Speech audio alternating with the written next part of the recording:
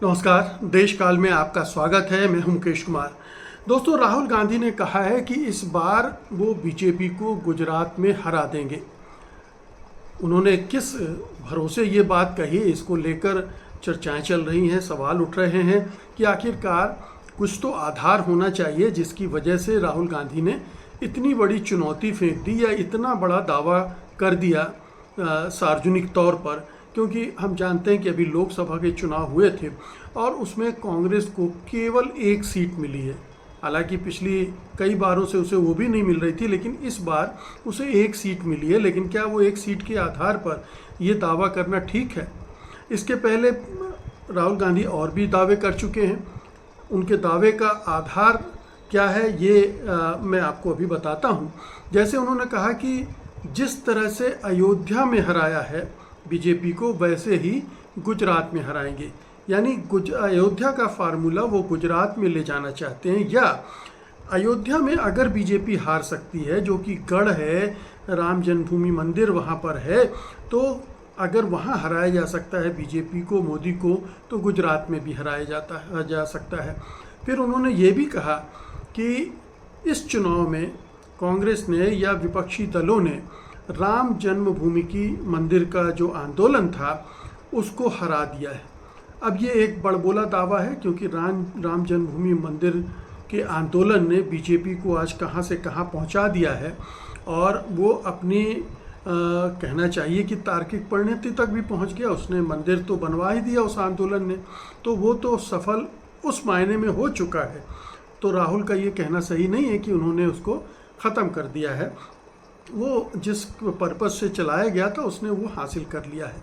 दूसरी बात, अयोध्या की जीत को लेकर इतना भी उत्साहित नहीं होना चाहिए कि बड़बोले दावे करने लगे कि गुजरात में हरा देंगे, मध्य प्रदेश में हरा देंगे, छत्तीसगढ़ में हरा देंगे। ये एक जीत महत्वपूर्ण तो है, अयोध्या की जीत बहुत महत्वपूर्ण है। और उत्तर प्रदेश में जिस तरह से कांग्रेस और अखिलेश यादव की पार्टी, समाजवादी पार्टी के गठबंधन ने प्रदर्शन किया है, वो भी बहुत उत्साह बढ़ाने वाला है। लेकिन इसके आधार पर बड़बोले दावे करना ये ठीक नहीं है। गुजरात में बीजेपी तब तक बहुत ही सुदृढ़ बनी रहेगी, तब तक ताकतवर बनी रहेगी, जब तक कि मोदी शाह का पराभव नहीं होता है। उसकी ताकत अभी मोदी शाह में है। केंद्र में सरकार है मोदी शाह की। अगर मोदी शाह न रहे तो बीजेपी बहुत कमज़ोर हो जाएगी गुजरात में, ये हम सब जानते हैं। गुजरात को मैनेज कर रहे हैं मोदी और शाह। वहाँ की सरकार नहीं, वहाँ की पार्टी नहीं, वहाँ का संघ परिवार नहीं। ये पूरे प्रशासन और शासन पे जो कब्ज़ा है वो मोदी शाह का है और उनके इशारे पर चल रहे हैं। पूरी सरकार वहाँ चल रही है और उसका जो नियंत्रण है उसकी वजह से है। तो अगर राहुल गांधी गुजरात पर निशाना साधने के बजाय मोदी शाह को कमज़ोर करने पर ध्यान लगाएंगे तो संभव है कि वो गुजरात में भी फतह हासिल कर लें, गुजरात में भी और फिर मध्य प्रदेश में भी। क्योंकि ये सारा खेल चल रहा है, ये मोदी शाह की जो उन्होंने इक्वेशन बनाए हैं, चाहे वो कारपोरेट के साथ हो, चाहे मीडिया के साथ हो, चाहे प्रशासन तंत्र के साथ हो, चाहे चुनाव आयोग के साथ हो, ईवीएम का जो खेल है, इन तमाम चीज़ों का पूरा जो खेल है वो इन दो नेताओं की नियंत्रण में है। वो जैसे जैसे उसके सूत्र आगे पीछे करते हैं, चीज़ें बदलती हैं। तो ये बहुत बारीकी से समझने की चीज़ है कि आप अगर ये सोचेंगे कि हम गुजरात में अपना संगठन मजबूत कर लेंगे, गुजरात में जो फार्मूला उत्तर प्रदेश में था सोशल इक्वेशन बनाने का, सोशल इंजीनियरिंग का, उसको वहाँ ले जाएंगे, उसी से सारी चीज़ें बदल जाएंगी, तो ये पॉसिबल नहीं है। ये समझना होगा कि रावण की जो जान है वो कहाँ अटकी है, कहाँ पर तीर निशाने पर लगाना है जिससे रावण की मृत्यु हो सकता है, रावण का वध हो सकता है। तो ये बहुत ज़रूरी है।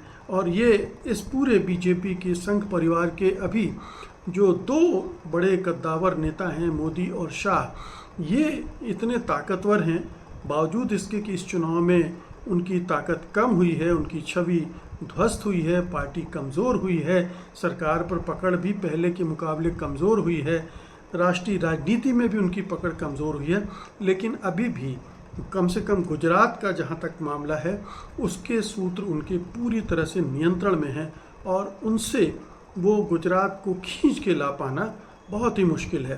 तो राहुल गांधी को चाहिए कि इस तरह के दावे ना करें एक तो, और दावे अगर कर रहे हैं तो उसके लिए जो रणनीति सही चाहिए उस पर ध्यान लगाना होगा।